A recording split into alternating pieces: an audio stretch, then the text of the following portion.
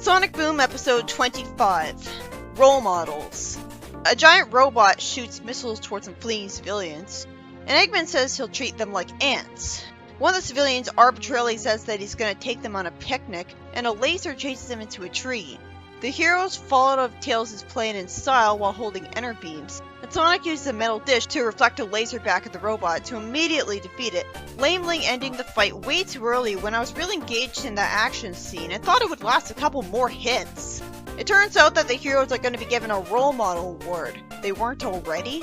I love that the heroes have a Heroes Award card, and it has dots that are all filled out.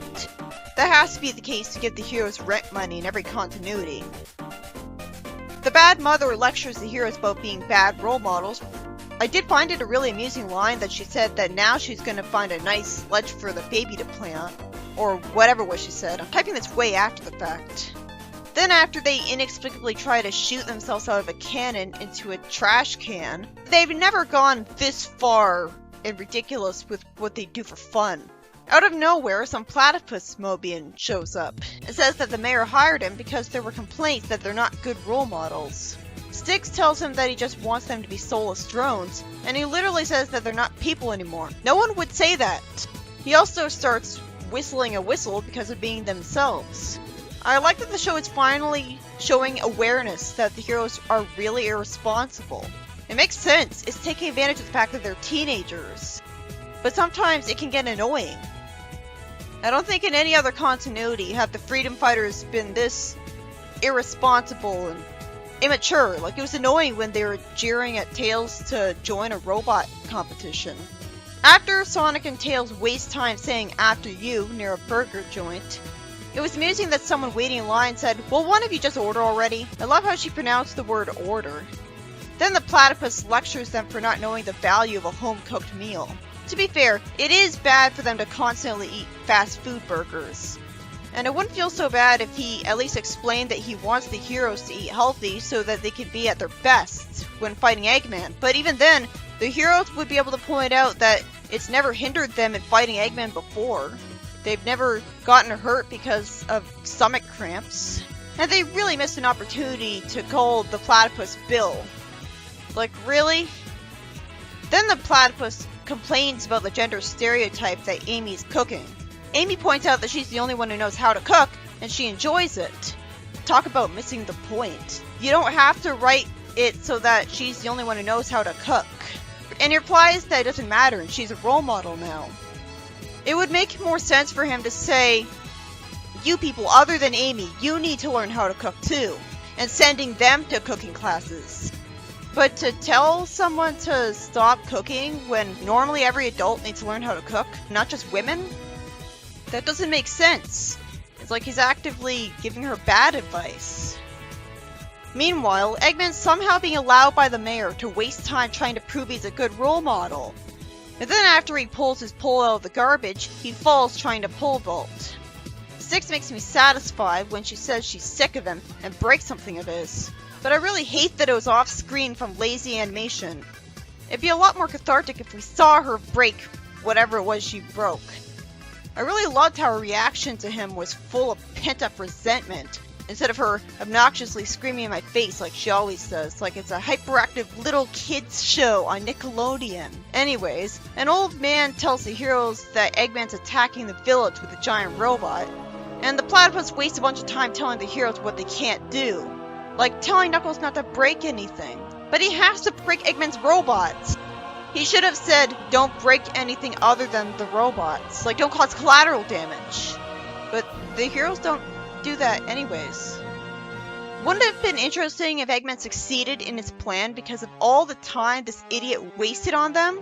Instead of reality ensuing, Eggman tries to steal a trophy. And after Sonic is slowed down some more because the heroes have to put on their protective gear, somehow, Eggman wasn't long gone by the time they were done, and instead he arbitrarily stayed still the entire time. He's really just doing it to play games with them. Anyways, the platypus tells them to battle with words. But eventually, Eggman tries to blast them with a laser and he avoids it. Couldn't we be told that the platypus is secretly working for Eggman against the heroes? That'd be a brilliant genre-savvy plan of Eggman's, instead of the episode sucking. Of course, Eggman inspiringly doesn't cooperate and keeps trying to shoot lasers at them. Then Styx falls from wherever she was with cool music playing, and she hits an enemy with a boomerang. Absolutely nobody would tell the action heroes to talk to Eggman instead of fighting him. It makes sense if he was in the Lightning Bolt Society and was annoying them on purpose. It was satisfying to see Styx lasso him with a vine and throw him into a garbage can. Amy wouldn't have gotten the chance to hit his Eggmobile if Eggman had been smart enough to take off first. Reaffirming the moral of be yourself, Sonic ends the story by saying that he doesn't care about being a role model. Take that, Sonic says, and he feels better being himself, calling himself hilariously edgy. But he's not edgy in this show. That's Fleetway Sonic. He's delusional if he thinks of himself as that, when the series has long since become way too cowardly and chicken shit scared of the worst Sonic fans ever to be unironically edgy, which was supposed to mean cool. It really pissed me off that the show had this joke with Amy being rude to him. I spent an entire hour writing an entire rant about this, but I think it'd be better to keep it to the written version of my blog. To sum it up for the video, Sonic being edgy is what made it sell in the first place. Sonic was the edgy mascot, rebelling against Mario. Of course, all he did in the edgy department was be fast and snarky, but never mind, because right after that we got Sad AM. And Sad AM was way darker and edgier, and it didn't devolve into Shadow the Hedgehog just by existing. It didn't have swears and guns and blood in it. It got financial success, because being edgy made it sell. Turns out kids like not being treated like kids. And you can't even spell Sonic the Hedgehog without the word edge. The series has been going on for so long that it mocks the very thing that made it popular in the first place. That's how much it's forgotten what made it work. That's why it turned into bad comedy. No wonder it's struggling today. Even Sonic Colors couldn't break 3 million in sales, which is just a quarter of what Unleashed sold, and somehow Generations sold even worse. Amy, you're an idiot. If it were all up to you, the series would never get a great selling game again. Also, we never saw Amy get back the trophy Eggman stole before sending his Eggmobile away. So I guess he actually got to keep it? Amy's final line can go screw itself. No good friend would say she feels like throwing up in her mouth because of something her friend said. She should have just explained herself properly instead of having an insult thrown at him. Sonic's supposed to be the edgy mascot. Doesn't the writer get it? He has to, or he wouldn't make Sonic call himself edgy. But then why did he have Amy mock him for being what he's supposed to be? As if to imply that he's not supposed to be that. I wish he got hit in mid-sentence to end the episode. Just thinking about this insulting exchange between the two pushes the plot of this episode out of my mind and almost makes me forget it. Besides, Sonic did try to be a role model in Sonic Says. And look how that turned out. He was a giant hypocrite. He did the things he told us not to. He told us to eat healthy and ate nothing but chili dogs. He told us not to cheat at races and spent an entire episode happily doing that. He had a lecture about not standing in the street while he was standing in the middle of the street, and we didn't even see him get hit by a car. He's an anti-hero. He's not meant to be a positive role model, and that's the moral of this episode, that they're all anti-heroes. But that didn't justify leading to this kind of dialogue. This episode was about lampshading what bad role models this group of irresponsible teenagers are, since naturally they're teenagers. That doesn't make it make sense that they'd shoot themselves out of a cannon though. So because they're gonna get a role model award, the mayor decides to waste his time and money hiring a guy to annoy the heroes about being the perfect role models, when he should know they won't permanently change. This is what would happen if Sally joined the group. He nags them about their behavior every single chance he gets because they're not being careful. Whether it's about them eating too much fast food, or Amy being a female stereotype, or the reckless games they play together that realistically they'd never think is a good idea. We're not even shown them gathering rings first. This is a complete exaggeration of the character trait they got, where they started racing each other in cars just for fun later. But they're so invincible in the show that I didn't believe for 1 second they'd get hurt from being shot out of a cannon. That's why the slapstick doesn't work. Anyways, the show at least had a good point with Amy in that there are real women who happen to be like stereotypes. Not because they're trying on purpose to fit in, but because that's who they are. Plenty of women like cooking. But the fact remains that it's still suspect that only Amy knows how to cook when you've got Sonic, Knuckles, Tails, and Sticks all hanging out together. Are you telling me that at no point did the curious genius Tails want to learn how to cook? I guess since he's a kid, it makes sense that he put off learning that for when he's an adult, but all these people live without adult supervision with a house of their own. So they basically are adults. They even make jokes about fighting Eggman being their job. And since there's a hero reward system, that is their job. That has to be how they're paying the rent. The more people are in that group, the more obvious it is that the real reason Amy's the only one who cooks is because she's the girl. So the lazy writers put literally any girl stereotype they can remember on Amy in the process of adding more to her character and giving her more to do, which granted is worth it, making her feel a bit more deep than just a Sonic fangirl, but it wouldn't be so suspicious if it wasn't literally every single time. I mean, wouldn't it make sense for Sticks to know how to cook since she used to survive on her own in the wild? They always think only Amy fits those roles, when Knuckles in the show wears his heart on his sleeve. So I wouldn't blink if he was the one who was hired to redecorate Eggman's base, for example. He's always portrayed as a comedy character anyways, so that could be a joke, at least. Also, I'd like if Knuckles was a great chef. But no, I guess we're supposed to believe he's too stupid. Meanwhile, what does that say about the others? A proper response for this platypus guy would be to say that Amy should have taught her friends how to cook, that she doesn't have to be the only one who knows how. Then we could see Amy try to teach them, which wouldn't be out of place for a show that's all about showing the heroes in their downtime. And it would make the platypus look like he's actually trying to help them. But instead of having him respond like a realistic person and tackling the argument in a serious manner that gets why we feel that way, he just says that it doesn't matter if that's who she is, and she's gotta be a role model. You'd think being a good cook would make you a role model. He wouldn't say that, because I wouldn't get his point across, or have any chance of changing things. It's at this point where I started to feel like he was just a straw man meant to insult critics and moral guardians. But it starts to lack self-awareness on the part of the show when he starts telling the heroes not to fight, because the fans wouldn't want them to do that, and that's not a role model thing to do, which is completely forced because the whole reason the town looks up to them is because they fight Eggman. And he should know that. Anyways, my point is that this guy who has been portrayed as a nuisance the whole episode stops the heroes from fighting because he doesn't think that's right of them. That's a major plot point that he's portrayed as wrong in. And yet this is the same exact show where the focus is heavily on comedy over action, specifically to appease Sonic fans. This guy is representing those Sonic fans now. He's just as much of a moral guardian as they are. They're soccer moms, basically. This guy is complaining that they can't fight Eggman because being too violent is bad, and they should be trying to talk to Eggman. So basically, focus on dialogue, not action. Look at all this dialogue the characters are saying. It's 99% of the show! Fuck showing them fight, we need to see them talking instead. The show made fun of itself, and it didn't even realize it. This show has action all the time, but it never has the characters get hurt. They never have to go to the hospital, they never get injured, so that's why the action is kind of boring, because it has no stakes. This is an exaggeration where they're told not to fight at all, but they kind of might as well not have any action at all. This guy became the living personification of Sonic Boom. Why is he opposed to being violent? Because it's dark and edgy. And the entire resolution of the plot is Six saying, "Fuck you, we need this anyways." Action is an essential element to Sonic.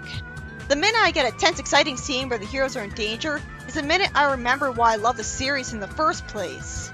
And this episode acknowledged that for one brief moment by showing you how bad the show would be if it had no fighting at all. This guy is basically a straw man of moral guardian soccer moms. But what's the difference between him and angry Sonic fans who are still bitching about parts of Sonic that haven't been relevant in 15 years? This guy and them are one and the same. They're the ones taking the excitement out of Sonic. And the show has self-awareness of this and admits that the heroes need to fight, when most of its episodes avoid action at all costs and get it done and over with as fast as possible. Sonic Colors only sold 3 million copies, with Generations selling even worse. Compared to the rest of the 3D Sonic games, those sales are not good. The bad comedy era of Sonic was never profitable. It doesn't matter what edgy Sonic thing it is, like the Archie Sonic comic that sold like hotcakes until Ian Flynn took it over. No matter how loud the vocal minority screams on the internet, most people vote with their wallet. And for all the mocking people did about Infinite being too edgy, you'd be shocked how many people bought Sonic Forces. Sorry for the rant, but as a fan who's experienced some of the best Sonic has to offer, just to see it dismissed with a stupid buzzword, that word sets me off. And fuck this writing for having Sonic remind me it exists. Because it feels like the writer's mocking the people who aren't irrational fanboys by having him say it, and being insulted for it afterwards, when that word doesn't even remotely apply. He's not edgy at all. Hopefully I'm just preaching to the choir. My reviews aren't meant to cater to the people who burst into hives of seriousness in Sonic anyways. And the fact that I don't worship every episode of the show should have already scared everyone like that away. Episode 25-2, Cabin Fever. We see Amy judging the sandcastles of all her friends, being nice to everyone but Knuckles, who just made a normal pile of sand somehow. At least she was being nice. She says wisely that doesn't matter because time will wipe clean whatever they do. I loved how when lightning struck, Tails jumped into Sonic's arms looking scared and Sonic kept holding him for a while. That was adorable. Why can't every episode have stuff like this? Anyways, we cut to later where the heroes are in Sonic's house and they all scarf down something Amy worked hard on cooking. Tails jumps into Sonic's arms scared of the thunder again on the sofa. Aww. And Knuckles breaks something at Amy's by accident. Amy, having ordered something from a craft catalog, makes some green centerpiece. Her friends made a mess as Knuckles is covered in yellow string. She wants to clean up, thinking it's going to be fun because she's a girl, and Sonic says he wants to do something fun. Amy gets fed up and orders them to just sit there quietly until the storm passes. What does she think she is? Their mother? Sonic starts reading out a romance novel Amy wrote to make fun of her behind her back. Yeah, a romance novel. Just throw in literally everything girly while you're at it. And Six reads it out too. It's a good effect that some violin music is playing. I guess Sonar is a Sonic stand-in. It was amusing that Sonic made a silly impersonation while reading his lines. Sonar apparently is an egomaniac who brags that nobody can keep up with them. How did Sonic not instantly recognize himself? Six also reads that the Knuckles in the story got distracted by a shiny object. And Taylor is described as cowering behind Knuckles' legs before the real Tails gets startled by lightning. So, she thinks of him as a coward, when apparently this is the only thing he's afraid of? Does she know him at all? Then Styx reads about her own stand-in, somehow not instantly recognizing herself. After Amy's got a completely unsympathetic, angry reaction to seeing them read her fanfiction, instead of being shocked and sad and embarrassed, Sonic says to Amy that he has a right to read her play since it's based on all of them. The heroes start making fun of each other because of the story. Like, Tails calls Sonic an egomaniac, being mad about it instead of appreciating him for who he is, and jovially joking. And Amy storms off, wanting to eat some hors d'oeuvres. Then we see Tails greet Sonic in a book fort, and Tails plays a game with him, pretending he's a king of television. And he gives him a bracelet as an offering, and gets granted 2 minutes. These characters really are going insane because of how unthreatening Eggman is. They have nothing to do. Then Knuckles offers Amy some blankets. Amy says she's not playing the game because she thinks it's ridiculous, even though she wasted the time making a fort for herself. Why is she no fun? She's not Sally. You'd think Amy would be just as fun-loving as Sonic, especially since she's known as immature, and therefore she'd be childish and thus just as easily amused. But instead she's portrayed as mature. That's the opposite. Instead, she has to be above it all just because she's a girl, and the writer thinks that proves he's not sexist. I think Styx does a better job proving that more than anything, because she's not girly at all. But that's literally just one girl. Then after Tails says going to Knuckles for blankets will be a long, perilous journey, they get to his blanket fort in one step, and Tails seriously says that they're here. Knuckles says he won't help them like a traitor, while dressed in a robe with a curtain. Sonic wants to scheme against Knuckles because he won't let them touch the thermostat, and they all attack him with pillows. At first I was worried it'd end too quickly after the blanket fort fell, but fortunately they keep hitting each other with pillows, with amusing music playing. Why is it an off-brand version of Benny Hill's theme instead of the real one? Amy complains that they're gonna leave without cleaning up, and she has to use her hammer to get past the locked door. Sonic somehow thinks he owes her an apology, and Tails thinks they took things too far, because the writer's unaware of what a bitch she is. Instead, they want to make it up to this unfun bitch. So Sonic decides to make a real play out of Amy's play, A Rose Without Thorns. It sure is lucky that Sonic's a good actor. We see Dave, who's horrible in Amy's role, and sadly just skips past all of the play. Seriously, it's nonsense that they hired a guy to play Amy. All we really see of the play is that one of Amy's lines is that a girl can do anything a man can do, while they're all standing in a boat. I mean, it does make sense that Amy would be a feminist when you think about it, because she's always been a role reversal where it's a girl chasing the boy. And ever since SA1, she's been aggressive with a hammer.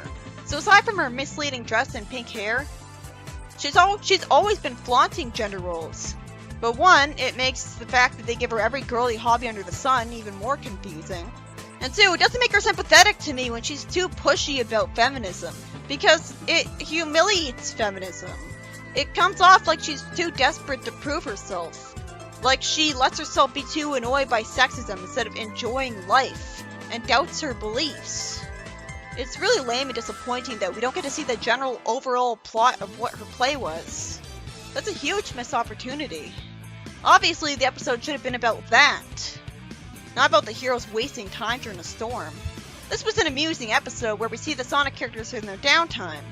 Since they're stuck inside during a storm, they try to entertain themselves in creative ways, like making forts where they pretend they're the king. Eventually they end up pillow fighting in the closest this episode has to an action scene. I found it satisfying to see them hit each other with pillows. I wish there was more of it, and it was nice to see them enjoying themselves. It was really nice to see Tails jump into Sonic's arms and look scared of the thunder. First off, I'm proud of the writer for doing the research and learning that he's supposed to be scared of thunder. Every fanfiction writer knows that, and I was worried Boom wouldn't because of all the out-of-characterness in the show. And of course, it's adorable to see Tails like this. It shows how much he respects and is attached to Sonic as a brother, that he goes to him when he's scared. Sure, this episode was missing an action scene, but not every episode really needs to have a villain. This is the kind of thing that shows off Boom's greatest strength, the thing that makes it unique. We get to see what the heroes would do for fun together as friends. We got to see what they do together when stuck together in a storm. Good, it's a one-of-a-kind plot for the Sonic series. We need to see them having fun as friends for once, not just fighting Eggman. And this is the kind of thing Sonic the comic needed so the Freedom Fighters would feel like friends, not just child soldiers only spending time together to fight Eggman. And it does require creativity from the writers to think of a new way for them to play stupid games with each other every time. It feels like that at least, because we don't see that in Sonic very often.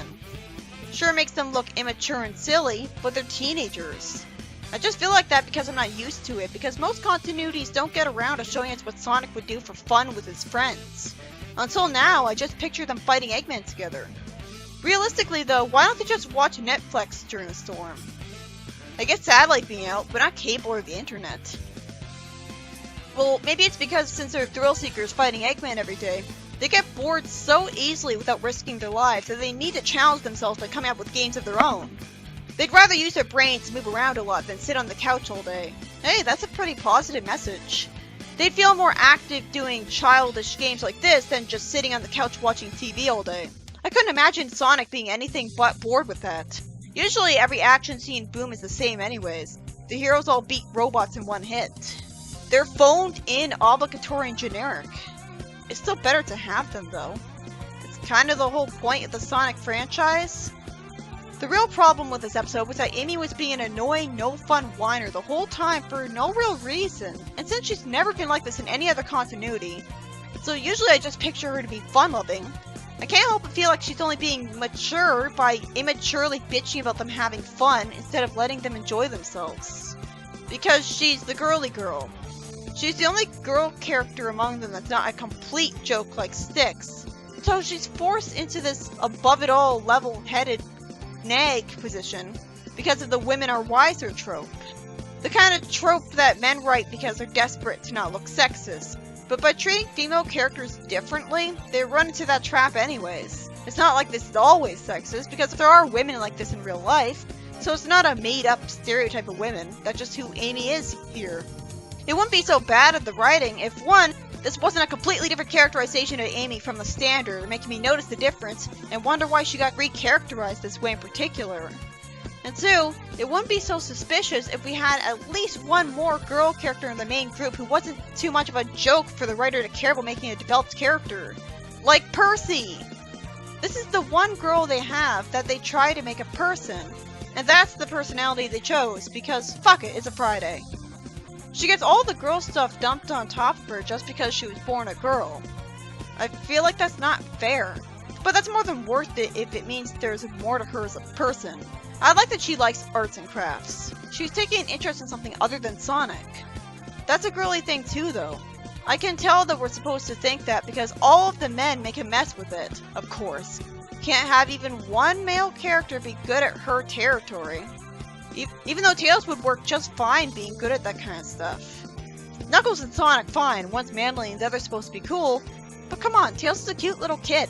That nerd can be good at girl hobbies just fine without seeming weird for his character. There'd be no difference. He's never been super strong and manly anyways. And that could give him and Amy something to bond over, which would give them a genuine character dynamic and make me buy that they're friends who care about each other. That would get me more invested.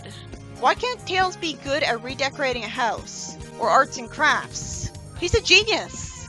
Wasn't Tails stated to be great at making sculptures twice in Archie? He can build artistic stuff too.